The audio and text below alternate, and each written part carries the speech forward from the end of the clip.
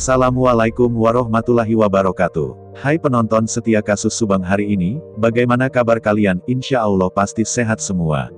Sebelum kita ke pokok pembahasan, Mimin sangat bersyukur ya kepada kalian yang telah mengklik video ini, yang artinya, Mimin yakin kalau kalian masih penasaran terkait siapa pelaku pembunuhan ibu dan anak di Subang, dan kalau begitu mari kita kawal sama-sama kasus pembunuhan Subang ini sampai terungkap.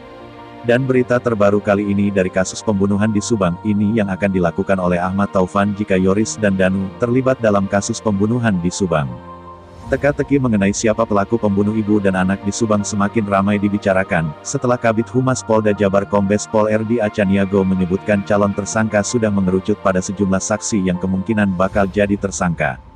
Kuasa hukum Yoris dan Danu, Ahmad Taufan mengatakan dirinya begitu yakin jika kliennya bukan pelaku kasus pembunuh ibu dan anak di Subang.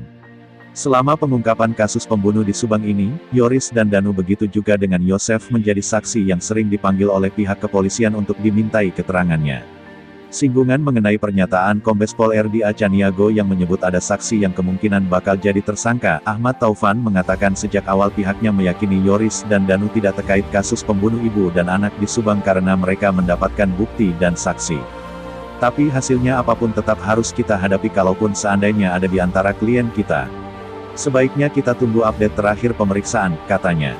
Kita yakin klien kita tidak bersalah, kalau misalnya ternyata ada, kita akan hadapi, kita juga punya bukti-bukti, kronologi, dan alur ceritanya, ucap Ahmad Taufan.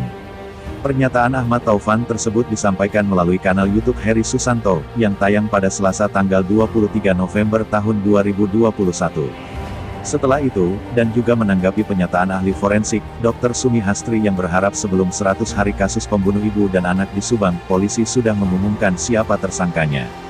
Kita sepakat dan seirama dengan harapan Dr. Sumi dan seluruh masyarakat kita agar kasus ini segera diselesaikan.